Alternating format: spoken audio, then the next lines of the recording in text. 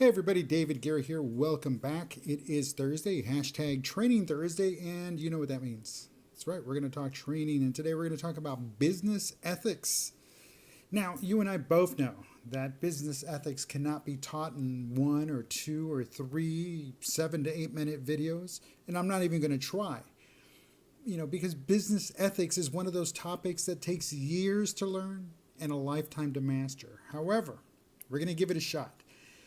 What I want to present to you is just kind of a brief overview of business ethics and what they are, what they mean to an organization, and we'll go from there. See, a lot of business ethics you will experience in the modern workplace is a set of standards, policies, and procedures that have been there since the day one of the operation of the organization. Now, they've been refined over times, and you would expect that. You would expect to be those policies, those procedures to be refined, because as time changes, the organization itself must change. But first, let's get what is business ethics. Now, the Boundless Business website, this great website, boundless.com, offers one of the best definitions of business ethics I have ever seen. Business ethics, also called corporate ethics, is a form of applied ethics or professional ethics that examines the ethical and moral principles and problems that arise in a business environment. It can also be defined as the written and unwritten codes of principles and values determined by the organization's culture that govern the decisions and actions within that organization. It applies to all aspects of business conduct on behalf of both the individuals and the entire company. In the most basic terms, a definition for business ethics boils down to knowing what the difference between right and wrong and choosing to do what is right. Now, there are three parts to the discipline of business ethics: personal on a micro scale, professional on an intermediate scale, and corporate on a macro scale. So you see that it's kind of like a triangle. It'll be like a triangle. And so it starts with the personal, works its way out to the corporate. So it's got a little triangle there. So it's kind of tactical to strategic. Now, all three are intricately related. It is helpful to distinguish among them because each rests on a slightly different set of assumptions and requires a slightly different focus in order to be understood. Wow.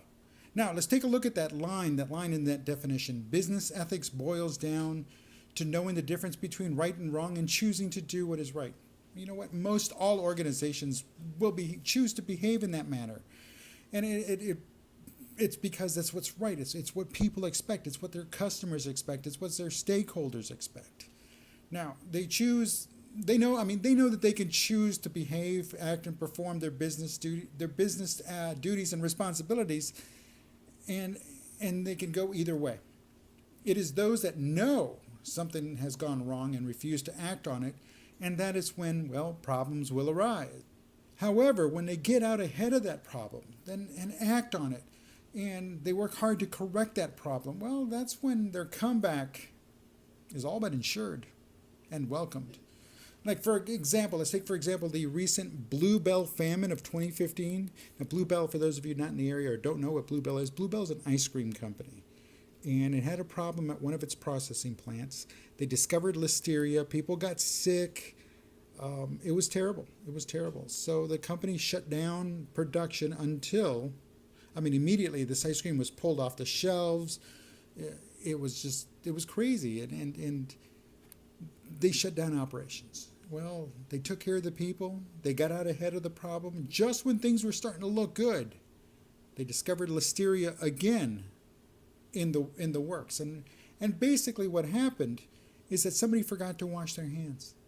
They went and did their business. They forgot to wash their hands. They came back and they contaminated the works and shut down production. It's terrible. But now here's the good side to this story. They did work hard to recover. They basically they did it. They took care of business, and the downtime, while it seemed like it was forever, it really wasn't that long. So now let's fast forward to the summer of 2016, right now. Bluebell ice cream is fully entrenched in store refrigerators, and all is good in the world. Who knows, even world peace might break out because of Bluebell ice cream being back on the shelves. But now, if the Bluebell ice cream or the organization had decided, you know what, let's press on, let's not worry about what's going on, let's not take care of this, let's ignore the problem. Well, you know what, we can only imagine how bad things would have been, how difficult it would have been for others to come back, and for that organization itself to come back.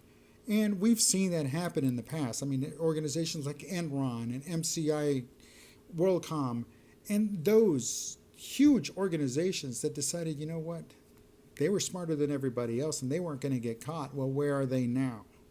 There again, the business ethics. They can choose to do right or they can choose to do wrong. It's strictly up to them. So with that being said, business ethics are a critical part of the overall operations of the modern workplace. However, knowing what is right is one thin line from doing the right thing, and which is also an even thinner line from doing the wrong thing or not doing anything at all.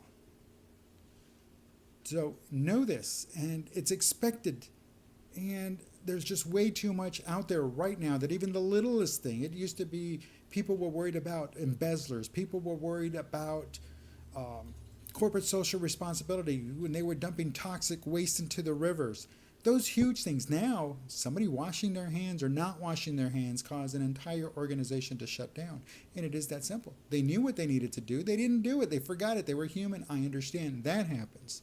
But in the grand scheme of things, you know, Bluebell could have said, you know what, we'll just shut down this plant for a little bit. We'll not worry about the other ones. They're doing fine. No, they just shut down completely because they took the appropriate measures. They took the steps and the measures that, well, the public demanded. And in the end, they came out on top. Because if you have not had Bluebell ice cream, folks, you don't know what you're missing.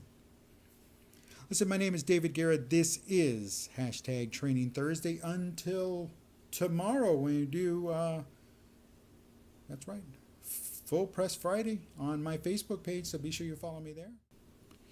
So until then, thank you for watching. I'm Dave Guerra. Take it easy. Have a great night. See you tomorrow.